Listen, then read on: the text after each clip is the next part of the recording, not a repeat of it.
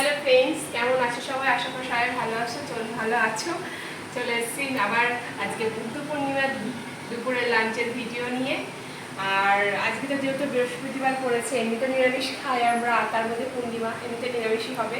যাই তোমরা কে কে কারা কারা নিরামিষ খাচ্ছ বা কী খাও কমেন্ট করে জানিও। চলো আগে দেখিয়ে দিই মেনুতে কী কী আছে। ফার্স্টে এখানে রয়েছে সাদা ভাত,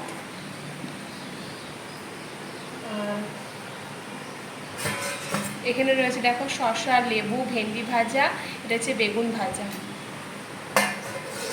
আর এখানে রয়েছে লাল শাক ভাজা, আর এটা ডাল সিদ্ধ রয়েছে অল্প একটু।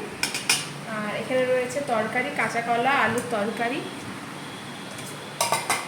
আর এখানে ডালিয়াটা আলাদা করে রেখেছি, কারণ মা ডালিয়া খাবে। আজকে যেহেতু বৃহস্পতিবারে পূর্ণিমা করলে মা ভাত খায় না, ডালিয়া খায়। ঠিক আছে, চলো এবার ওদের ভাতটা বেড়ে দিই। আর এইখানে দেখো আমি এবার ভাত বেড়ে দেবো। আর আগে না আমি আজ ভাতটা আগে দেবো না, কারণ বারবার আমাকে হাত ধুতে হবে, কারণ তরকারিগুলো সব নিরামিষ করেছি তো, সে যাতে মা খেতে পারে সেই জন্য তরকারিটা আগে আমি তুলে রাখছি। তারপরে এই দেখো আজকে অন্যরকমভাবে ভাত পরিবেশন করছি। আগে শাক দিয়ে নিচ্ছি, শাকটাও ভাতের একটু করলেও কোনো অসুবিধা হতো না, তাও আমি করিনি। আর এই দেখো এই ভাজাভুজিগুলো সবই আলাদা করে রেখেছি, কারণ মা যদি খায় সেই জন্য। দেখো লেবু দিয়ে দিলাম, একটু ভেন্ডি ভাজাও দিয়ে দিলাম। আজকে তো নিরামিষ তোমরা জানোই, আর সেরকম বেশি কিছু করিনি, এই সিম্পলই করেছি। আর এই আগে বারবার হাত ধুতে হবে বলে আমি আগে সবজিগুলো দিয়ে দিচ্ছি, মানে লাস্টে আজকে ভাতটা দেবো, তো অন্যরকমভাবে পরিবেশন করবো। আর এদিকে আমি হাসছি, আর বড় এদিকে বলছে আজকে অন্যরকমভাবে পরিবেশন করছো। যে হ্যাঁ, আজকে অন্যরকমভাবে পরিবেশন করছি। আর এইখানে দেখো বেগুন ভাজা দেওয়া হয়ে গেছে, ভেন্ডি ভাজাও দেওয়া হয়ে গেছে, শাক টাক সব দেওয়া হয়ে গেছে। আর ওই একটু সেদ্ধ ডাল দেখলাম, মটর ডাল সেদ্ধ, ওটা তো তুলে রেখেছি, কারণ টক ডাল করেছি তো, ওটা হচ্ছে ছেলে যদি আবার রাত্রেবেলায় টক ডালটা ছেলেকে আর দেবো না, ওকে সেই জন্য ডালটা তুলে রেখেছি, ওকে হচ্ছে রাত্রেবেলায় ডালটা দেবো, ওকে আর টক ডাল দেবো না, কারণ বাচ্চা মানুষ তো, রাত্রেবেলা টক ডাল না দেওয়াটাই ঠিক। আর ভাতটা এত গরম ছিল না, আমি না বাড়তেই পারছিলাম না, কি মানে এতটাই গরম। লাস্টে ভাত করেছি সব রান্না করার শেষে, বাড়তেই পারছিলাম। আর হাতাটাও নেওয়া হয়নি আমার কাছে, দিয়ে আর দুটো হাতা নিয়েছি।